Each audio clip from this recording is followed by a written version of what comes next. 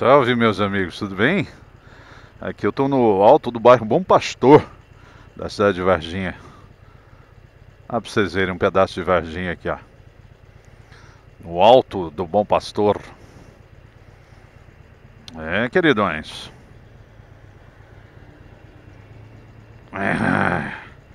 Estou aqui com a dona Malévola. Nossa, mas ela tá suja, viu, velho? Tadinha da dona Malévola. É, mas eu vou comprar uma capa pra ela de presente, igual a dona Elvira tem. Aí eu vou poder mantê-la mais limpa. Ou não, sei lá. Mas eu acho que eu vou mantê-la mais limpinha, né? Ai, ai. Assista a vinhetinha que daqui um pouquinho nós estamos no nosso papo de cidade. Até mais.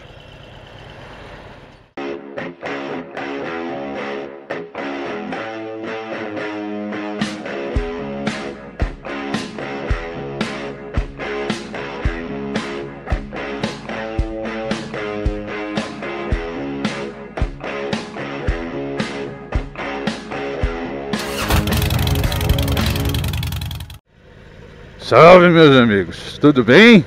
Opa, deixa eu passar aí, meu amigo, obrigado. Dando um rolezinho aqui pela cidade de Varginha do Sul, de Minas Gerais. Aí, passando aqui pelo hospital, um hospital público aqui, ó, Hospital Bom Pastor. Aí, se a galera cair de moto, filho, vai parar aqui. Não é mesmo?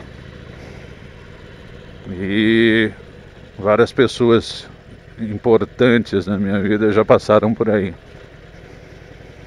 Minha avó, a esposa.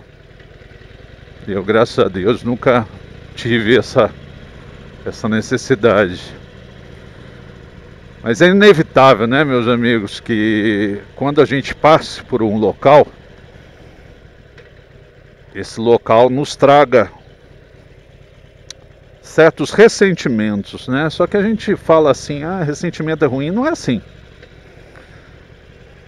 É um mecanismo natural nosso até para nos prever algumas coisas. Então quando eu passo ali eu rememoro algumas cenas também.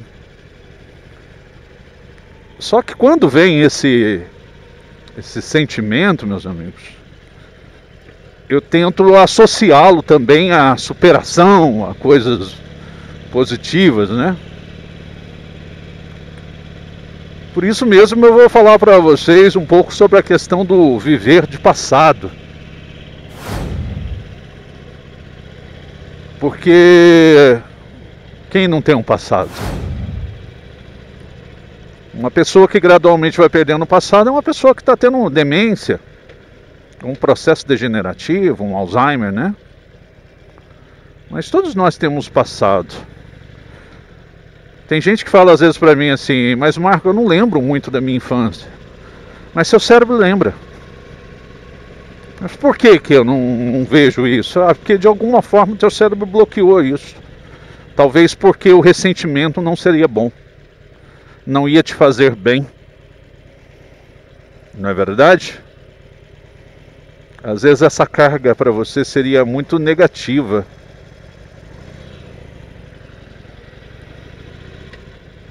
Uma vez uma paciente minha falava de uma cena que me impactou muito. Ela falou que ela lembra ela criança, tomando banho, chorando, com uma forte dor na região do genital dela e o sangue escorrendo pelas pernas. Foi uma coisa que me impactou muito, que eu sabia o que era aquilo. E ela falou, mas eu não lembro de mais nada, eu lembro só disso. Tem vezes que as lembranças, elas são bloqueadas. É uma estratégia de sobrevivência, meus amigos, porque senão, se resgata de repente essa imagem e a pessoa não está pronta emocionalmente, ela pode surtar.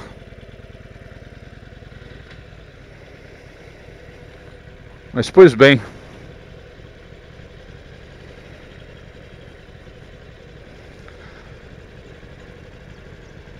Mas muitas pessoas vivem muito de resgate de passado. Então eu até confesso para os senhores que é muito comum, né? Você vê pessoas falando, no meu tempo era que era bom isso, que era bom aquilo, que era bom aquilo outro. Mas, primeira coisa, é passado, né? Não é o momento presente. E segundo, né? Você não é o seu passado. Você é o que você é agora. O passado foi um passado. O passado é uma lição, né? Uma experiência, é uma memória. Mas não necessariamente é o seu presente. Tem gente querendo ser mais jovem do que é. Entendeu? E não é bem assim que funcionam as coisas.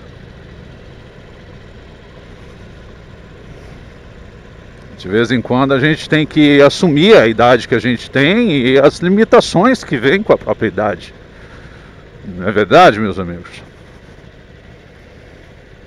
Mas aí você pode me perguntar a seguinte coisa, isso aí é um fato interessante para a gente refletir. Por que algumas pessoas evocam um passado triste? Isso aí não é legal? Algumas pessoas gostam de lembranças tristes. É aquele pessoal que só fala, né, de desastre, acidente. Porque muitas das vezes evocar isso é dar uma certa romantização a esses eventos. Se eu estou falando de algo que está fora da minha vida, que é com um artista, alguma coisa, talvez evocando isso eu me sinta menos morto, um pouco mais vivo de evocar uma tragédia alheia. Agora, quando eu evoco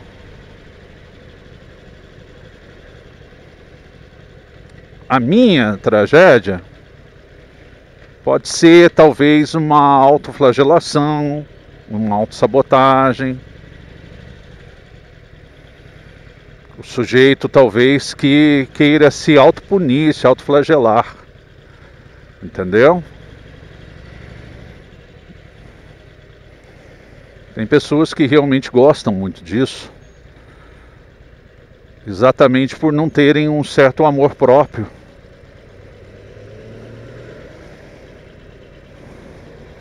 Por não se gostarem suficientemente. E vocês têm que observar que a nossa cultura, ela deu uma certa carga romântica, né, ao sofrimento, né? Parece que as coisas, quando a gente ganha de forma sofrida, é melhor, né? Então, nossa, o quanto eu batalhei por isso, tanto que eu renunciei, eu sofri por isso. E a gente desvaloriza um pouquinho aquilo que veio talvez de uma forma mais rápida e fácil. Não que isso seja genérico, meus amigos, mas é algo cultural. Então talvez, sabe, aqueles filmes onde a pessoa luta, sabe, o filme inteiro para conquistar um grande amor, aquilo tenha mais valor do que... Deixa o cara passar, isso. Aquilo tenha mais valor do que não esteja eivado dessa melodia, podemos dizer assim, né? Porque eu falo a seguinte coisa, que o sentimento é a melodia das memórias. Quando eu vejo que um paciente meu, ao invés de ficar o tempo todo lembrando da morte do pai dele, ele começa a trazer recordações da vida, de quando o pai dele estava bem vivo, eu vejo um upgrade. É como se desse uma nova trilha sonora para essas lembranças. Quando eu vejo assim pessoas que lembram, sabe, de eventos que foram salutares para a vida, aprendizados, né, valorosos, aí você percebe que há um upgrade ali. Mas existem algumas pessoas que têm já uma sonoridade de sofrimento, de sofreguidão. Você pode ver, tem pessoas que realmente pegam seu carro e ligam ali, por espontânea vontade, uma música de sofrência. Não é interessante? Enquanto eu vou para o trabalho, já sofrendo por ter de trabalhar, né?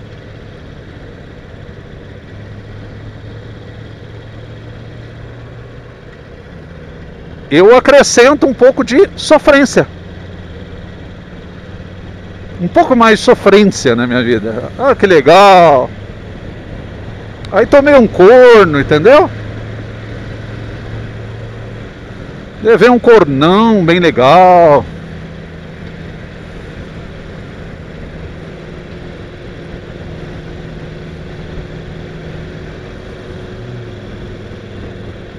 O cara vindo pela minha direita lá. Babaca pra caramba. Mas beleza. Então observa como as pessoas falam da própria vida e aprendam a dar sonoridade. Tentam imaginar a música para compor aquele discurso, aquelas lembranças, entendeu? Tem pessoas que realmente têm essa melodia dramática. Então eu quero que vocês observem, no momento que eu, Marco, estou ouvindo meus pacientes, ouvindo a sua retórica, sua história.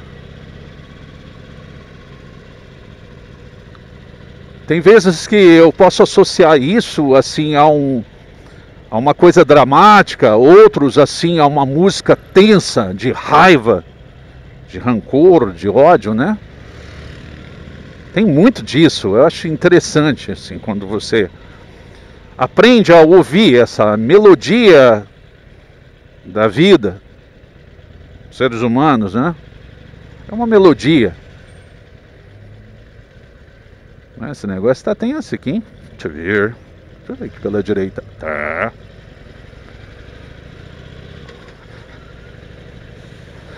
Vamos lá. Aquela pausa no farol. Joga um neutrinho. Mas meu amigo. Olha lá, gasolina comum. 6,99999. R$7. Não é mesmo? Mas é o que eu falei para vocês. Tem pessoas que vão para a estrada e estão numa vibe Live to Ride ou Highway to Hell, sabe? Agora tem pessoas que vão para a estrada a um outro som, a um som mais suave. E eu já fui o sujeito do rock and roll na estrada.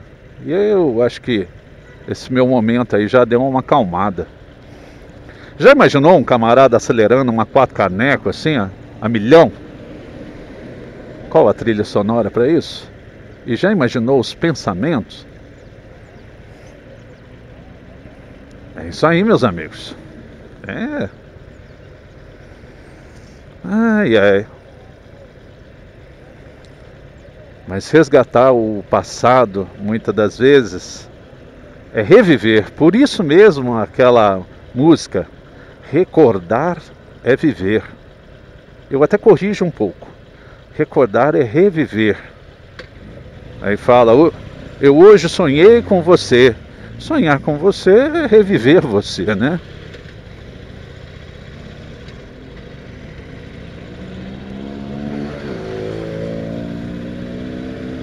Compreenderam, meus amigos?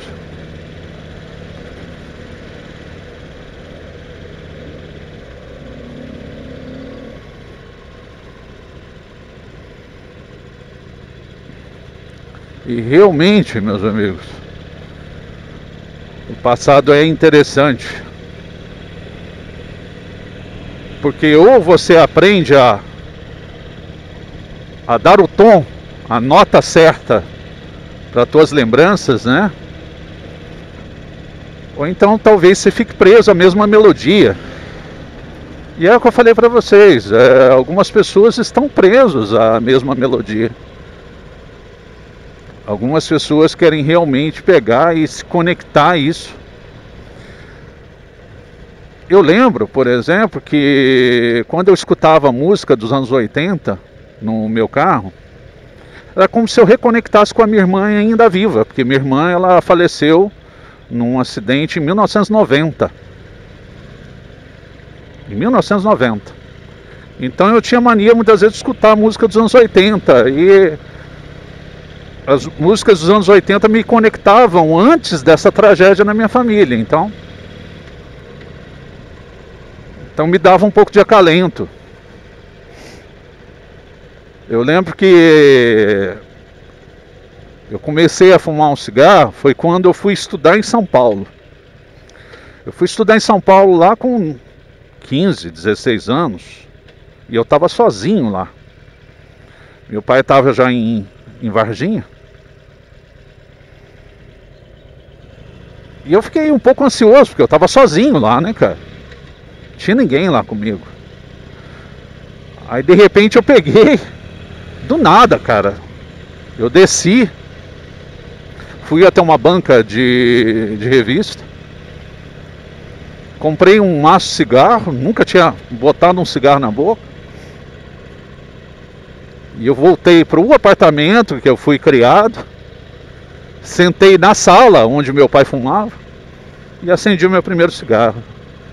Então ali era como se eu trouxesse novamente aquele passado, era como se meu pai estivesse naquela sala. Só que a gente não percebe essa dinâmica do cérebro, né? O cérebro ele pega às vezes um fragmento, alguma coisa para trazer de volta. Então às vezes um cara me fechava na rua, na estrada, e meu pai era um cara que acelerava forte o carro, cara. Então ele ia para a estrada, se ele não gostava que a galera ficava na frente dele, não. Ele acelerava muito mesmo, cara. Então quando às vezes alguém me fechava alguma coisa, cara, era como se eu incorporasse ele. Eu começava a acelerar muito, cara, aquela moto. Não, aquele carro, né? O interessante, por exemplo, a minha primeira moto, também a escolha foi muito um movimento de resgate de passado. Eu lembro que a primeira vez que eu andei de moto, meu tio tinha uma CB400, 1981, uma preta, com a faixa vermelha. E teve uma vez que eu estava procurando uma moto, eu queria ter uma moto. E qual foi a primeira moto que o Marcão comprou? Idêntica, da mesma cor. Eu cheguei a ver uma até mais conservada, uma prata. Mas eu falei, não quero a prata, eu quero a preta. Era como se meu tio estivesse ali comigo. E meu tio tinha muita paciência, era um cara muito massa, cara. Ele ainda é, né? Meu tio é da região ali de Taubaté. E eu achei interessante que eu fiz a Dona Elvira lá, a customização nela. A Dona Elvira tá preta, né? Eu pintei ela de preta, ela chegou prata, eu não aguentei, tive que colocar lá o preto nela, né? E eu lembro que eu olhava pra ela assim, parecia que tava faltando alguma coisa na Elvira, né? E aí eu falei, eu vou colocar um emblema no tanque lá, que vai ficar bonito. Não quero colocar adesivo, não. E eu procurando em todos eles, cara, todos aqueles emblemas, eu busquei um vermelho, que é da Heritage. É uma asa lá que o brasão interno dela é vermelho, escrito Harley Davidson. Para você ver, né, que essa combinação é como colocar uma homenagem para o meu tio ali. Mas não é só uma homenagem, é trazer ele junto comigo na estrada. Não é interessante isso aí, meus amigos? Eu lembro que eu tive um paciente que ele tinha muita ansiedade, né, no sexo. Ele tinha, como é que se chama? Ejaculação precoce, muitas vezes. Então, ele ficava muito ansioso. Ele falava, mas não tem motivo para estar ansioso, eu tô com a minha esposa. né? Eu já conheço bem ela, tal, mas parece assim que eu comecei a ficar ansioso. E o que acontece? Foi muito interessante que depois que ele foi para a casa definitiva dele, ele ganhou um presente da mãe dele para colocar no quarto. E qual que foi o presente? Um crucifixo para colocar em cima da cama. E a mãe dele, assim, era uma mulher muito religiosa, aquelas bem católica mesmo. E ela reprimiu ele muito tempo, né? Essa coisa de sexo, tudo. Ele falou que uma vez ela encontrou, assim, umas revistas Playboy lá no quarto dele, que ela xingou muito, ela queimou aquelas revistas, né? E aí o que acontece, meus amigos? Que foi interessante. Você imagina, o compadre em cima da comadre, era só ele subir um pouquinho a cabeça ali, ele já dava de cara com um crucifixo. Aí eu falei pra ele assim, evidente, né, que teve toda uma dinâmica, né, teve ali uma terapia também extra. Eu falei, olha, já que é complicado, né, a tua relação de sexo com questões religiosas, a figura da sua mãe, né, tira lá o crucifixo e põe no corredor, põe na sala. Se tua mãe perguntar, fala assim, era muito importante, eu acho que fica legal assim na mesa de jantar, para abençoar ali abençoar ali a nossa comida. E parece que deu certo.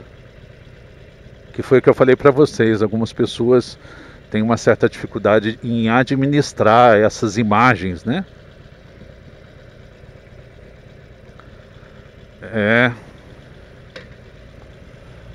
Olha isso. Marcão espera, né?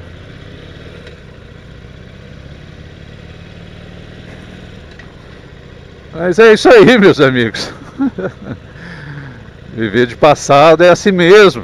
Tem pessoas que são, ou se dizem, né, nostálgicas, mas não são nostálgicas. Muitas vezes elas evocam o passado para se sentir um pouco mais acolhido, mais confortável. Talvez porque o presente seja muito desconcertante, seja muito humilhante.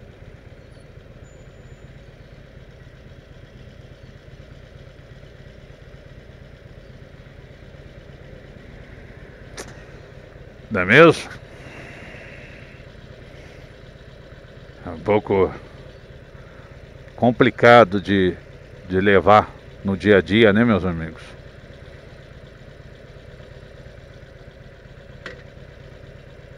E eu faço isso.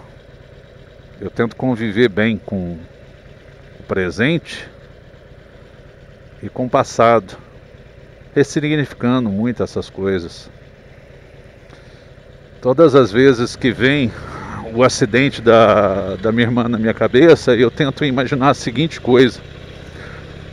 Eu sempre me pergunto assim, o que isso me ensinou? Entendeu? Hoje é o dia do farol vermelho. Viu? Legal, né, moçada? Hoje o Marcão não tá muito bom, não. Mas devo ter sorte no amor.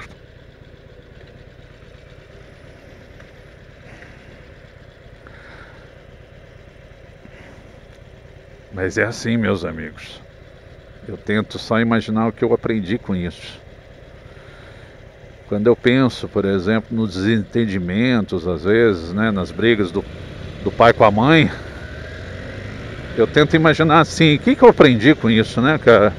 Porque se aquilo me fez mal, significa talvez que não é legal de eu fazer com outras pessoas, né? Então, às vezes, quando eu me vejo, às vezes, na vontade de implicar ou de brigar com a Dona Maria lá, Dona Patroa, eu reflito sobre isso, porque não é legal. Agora, se eu não souber levar isso, muitas vezes eu vou querer infligir nos outros o meu passado, né? Já viu aquele negócio? Eu tô dando pra você aquilo que eu não tive, a oportunidade. Eu tô dando isso pra você, porque isso é valoroso.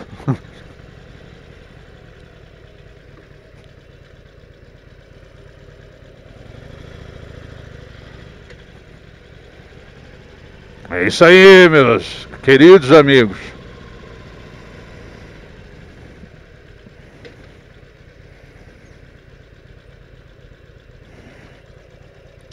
Se você curtiu esse papinho de cidade, dê o seu like aí, dê o seu joinha, né?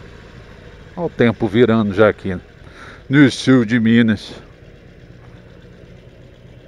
Ao mesmo tempo, né? Se inscreve no canal.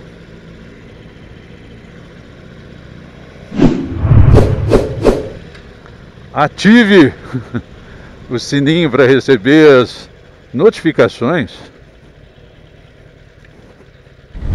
Meus amigos. E compartilhe. E nos siga nas redes sociais do Instagram. Isso aí, galera.